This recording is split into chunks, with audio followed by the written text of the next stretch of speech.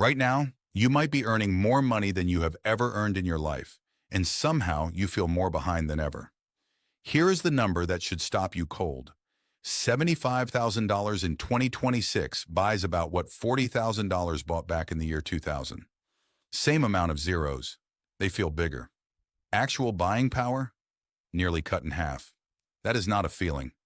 That is math straight from the Bureau of Labor Statistics and its Consumer Price Index. You got the raise. You got the promotion. Your paycheck looks better on paper than it ever has. And yet somehow, you are still checking your bank account before you hit buy, still doing math in the grocery aisle, still wondering where all of it actually went. Today, we are breaking down exactly why a $75,000 salary quietly turned into a $40,000 life. And more importantly, the 3 moves that can actually get your real buying power back. Meet Jake. Jake works in marketing for a mid-sized company in Columbus, Ohio. Back in 2020, he was earning $60,000 a year, and honestly, he felt fine. Rent was manageable. Groceries did not make him wince. He even had a little left over most months, enough for a weekend trip here and there without thinking twice about it. Fast forward to today, 2026, and Jake just got promoted. His new salary is $75,000. On paper, that is a 25% raise. Jake should feel like he is winning. He even took himself out for a nice dinner the night the offer letter came through. Instead, here is the thing. A few months in, he feels tighter than he did 6 years ago. His rent went up. His grocery bill went up. Gas, insurance, his phone plan, all of it went up. His weekly grocery run used to run him around $90 back in 2020. Today, the exact same cart of groceries runs him close to $115. That is not Jake buying more. That is the same milk, the same bread, the same chicken, costing more. And somewhere in there, that 25% raise just quietly evaporated. Be honest, have you caught yourself doing this exact thing?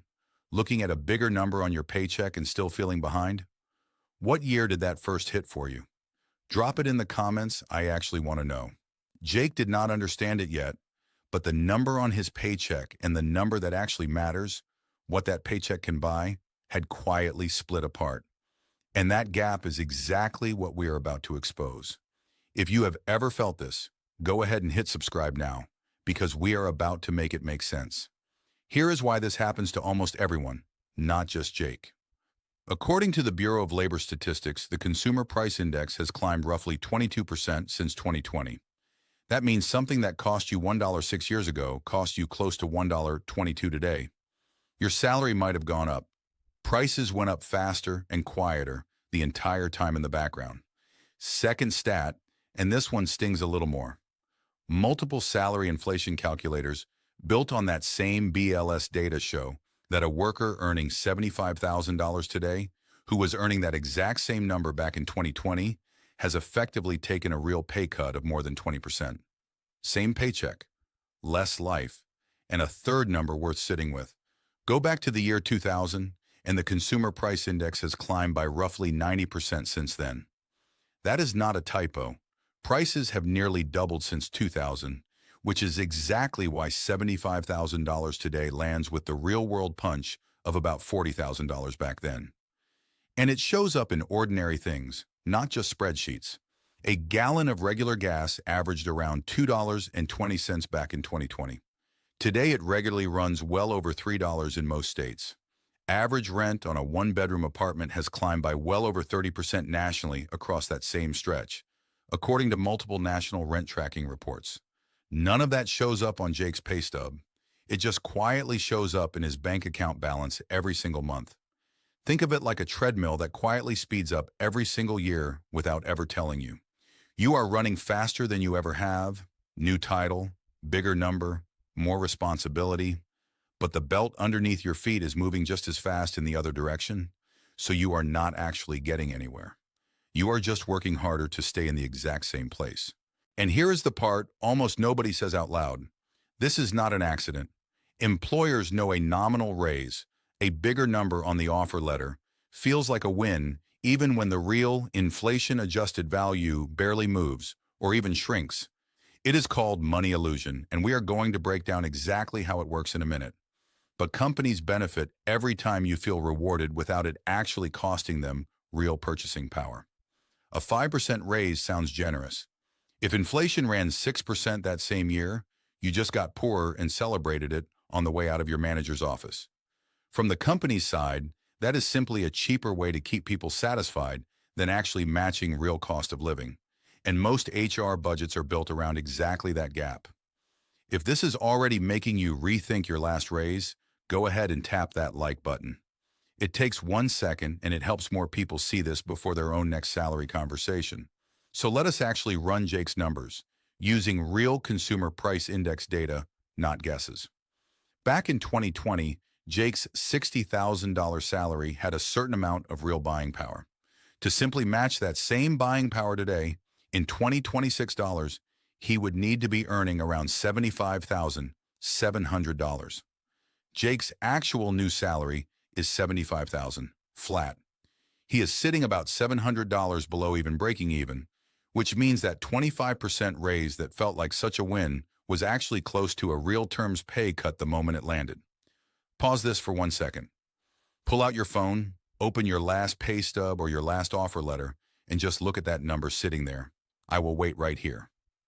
Jake did try to fix it, and this is where most people stop looking because on the surface, it worked. He went to his manager and asked for a market rate bump and got another 3% the following year.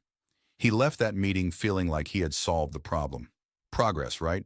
Except prices kept climbing too, at close to 3.5% that same year.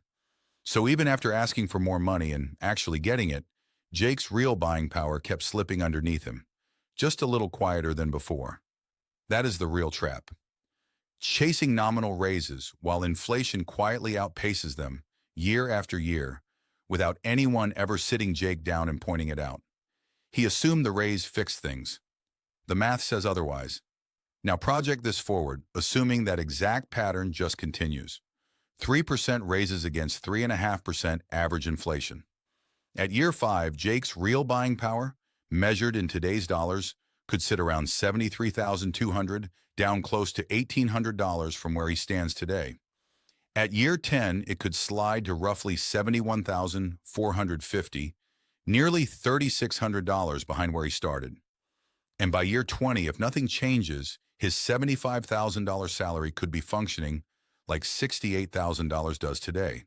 Almost $7,000 of real buying power just quietly gone. Same job title, same effort, same hours at his desk, shrinking real paycheck the entire time. Here is what is actually happening inside Jake's brain, and probably yours too. It is called money illusion, a term coined by the economist Irving Fisher back in the 1920s and studied extensively since by behavioral economists like Richard Thaler and Eldar Shafir. Money illusion means we instinctively judge our wealth by the nominal number sitting on the page, not by what that number can actually buy. A $75,000 salary feels objectively bigger than $60,000, so our brain files it away as progress. Even when adjusted for real buying power, it is not progress at all. Right now, about half of you watching this are already running your own numbers in your head and getting a little uncomfortable. Good. Stay with that feeling for 1 more minute because it is about to turn into something useful. You can even see money illusion in how job ads get written. A listing that reads, now paying up to $80,000, up from $65,000 3 years ago, sounds like a huge win for whoever takes that job. Nobody puts the inflation-adjusted version of that old $65,000 number right next to it because the comparison would not look nearly as impressive. Companies lean on this constantly and not maliciously, just structurally. A raise announcement focuses entirely on the bigger number, never on what that number is actually worth after inflation eats into it. Job postings advertise salary ranges that look generous compared to 5 years ago, without ever mentioning that 5 years of price increases already ate a good chunk of that apparent gap. It is not exactly dishonest. It is just that nobody in that conversation is incentivized to point out the real math. The bigger number keeps you feeling rewarded, keeps you from pushing for more, and keeps the actual real cost to the company lower than it looks on paper. Once you can actually see money illusion, you start noticing it everywhere. In raises and job offers, even in how prices get framed on a shelf at the store. Quick reminder, this video is for educational purposes only and is not financial advice. Check the description for full details. Okay, here is how you actually fight back against money illusion, starting today with 3 moves you can make this week. Step 1. Stop asking for a raise and start asking for a real wage adjustment. Before your next review, pull up the free inflation calculator at BLS.gov and calculate exactly what your current salary needs to be just to match the buying power you had at your last raise. If you were earning $60,000 3 years ago and inflation has run about 11% since then, you already know your break-even number before you ever sit down across from your manager.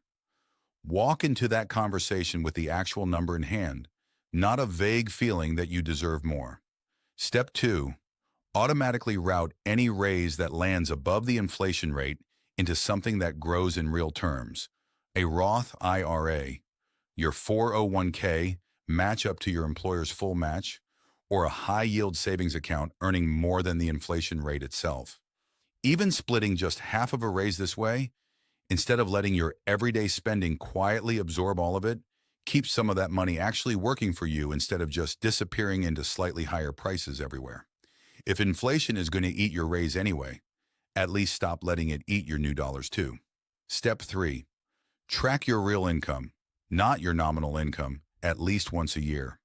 Set a calendar reminder every January. Take your current salary, run it through that same consumer price index math we just walked through, and check whether you actually gained ground this year or just felt like you did. Write the real number down somewhere you will actually see it again, not just in your head for 5 minutes. Most people never do this once in their entire career. Doing it once a year quietly puts you ahead of almost everyone you work with. Growbit tried this himself the first week he built the system. He pulled up his own last 3 raises, ran the real numbers, and found one entire year where he had actually gone backwards without ever realizing it at the time. That one check changed how he negotiates every single year since. The mental model worth keeping is simple. The number on your paycheck is a story.